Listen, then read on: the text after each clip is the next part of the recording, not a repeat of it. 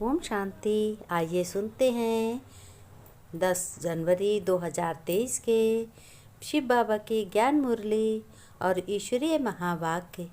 आज परमपिता परमात्मा शिव बाबा ने कहा, मेरे मीठे बच्चे, तुम परमात्मा बच्चे हो, तुम ईश्वर के बच्चे हो।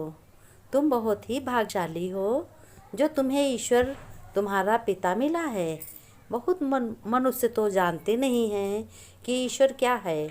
वो तो सबको कह देते हैं सभी ईश्वर हैं, सभी भगवान हैं, और जो गुरु हैं वो भी भगवान हैं, जो हमको पढ़ाते हैं वो भी भगवान हैं, माता पिता भगवान हैं। अब बताओ भगवान किसको किसको कहोगे?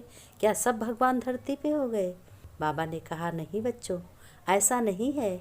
ऐसा कभी मत सोचना। भगवान पावन है, भगवान पतित को पावन बनाते हैं। भगवान जो हैं सभी के दुख हरते हैं और सभी को प्यार देते हैं। भगवान सभी पे दया करते हैं। मनुष्य तो आजकल कोई कोई पे दया कर न सके। वो तो देह अहंकार में इतने हैं जो कि अपनी देही देखकर, अपने पैसे को देखकर, घर मकान को देखकर सबसे बड़े आदमी कहलाए जाते हैं। तो बच्चों, भगवान बताओ, इंसान कभी भगवान हो सकता नहीं। भगवान निराकार है। मैं भगवान हूँ। शिव बाबा ने कहा, बच्चों मैं भगवान हूँ, मैं तुम्हारा पिता हूँ, ईश्वर हूँ, मैं सत्य चित आनंद स्वरूप हूँ। बाबा ने कहा, बच्चों मैं शिव हूँ, मैं ही ईश्वर हूँ, मैं ही अल्लाह हूँ, मैं ही गॉड हूँ। बाबा ने कहा, बच्चों ये बहुत ही ध्यान देने वाली बातें हैं। तुम कभी भी किसी की निंदा मत करना, क्योंकि तुम भगवान के बच्चे बने हो और तुमको सब पे दया करनी है। सभी अंधों को लाठी बनना है, सभी को राह दिखानी है। सबको तेज बताओ, बड़े ही खुशी से बताओ कि हम जैसा कोई भाग्यशाली नहीं है। मुझे देखो भगवान पिता मिला है जो रोज़ पढ़ाता है, रोज़ ज्ञान की बातें, एक एक नए नए पॉइंट सिखाते हैं और शिष्टाचारी बनाते हैं। अगले जन्म की तैयारी कराते हैं। तो अगला जन्म कैसा होगा? बिल्कुल लक्ष्मी नारायण जैसा होगा। लक्ष्मी नारायण जैसा तुम्हें क्या बनना है? लक्ष्मी नारायण के जैसा तुम्हें बनना है। आगे तुम्हें जाकर के बहुत ही सुख पाना है। जब तुम्हें सुख होगा तो तुम औरों को भी दे सकते हो। सुख एक तुम्हारे पिता शिव के सिवाय कोई न दे सके। इसीलिए तो उन्हें कहा गया है कि सत्यम शिवम सुंदरम, क्योंकि वही ये ब्रह्मा बाबा कहते हैं कि ये शिव जो हैं वही सत्य हैं, वही शिव हैं, वही सबसे सुंदर हैं।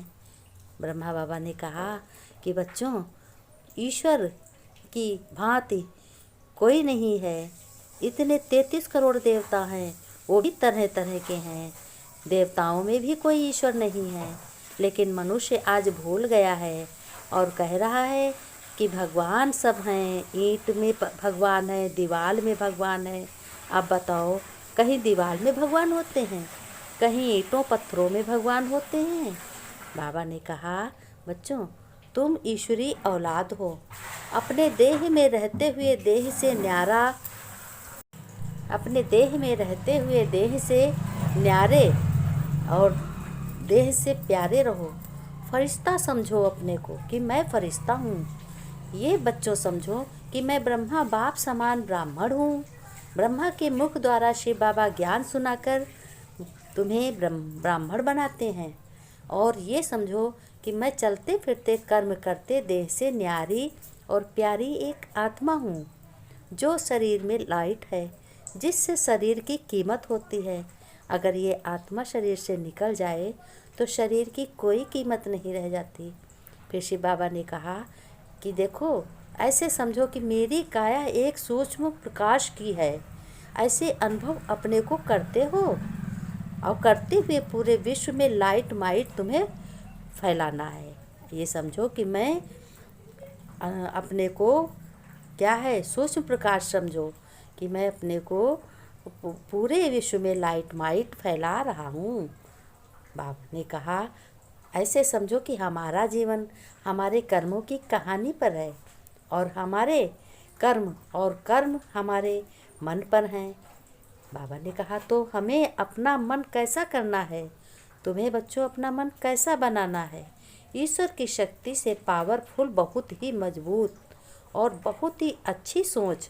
और जब हमारा जीवन मन ऐसा हो जाएगा, ये समझो कि जब हमारा जीवन ऐसा हो जाएगा तो हमारा जीवन कैसा बनेगा? एक बहुत ही सुंदर देवताओं जैसा क्वालिटी वाला बनेगा। शिव बाबा ने कहा बच्चों, अपने श्रेष्ठ को अच्छा बनाओ, किसी भी गफलत में मत पड़ो। अपना घर का काम काज करते हुए, घर गृहस्थ में, व्यवहार में, सब कुछ करते हुए तुम्हें काम बंद करने की कोई ज़रूरत नहीं है।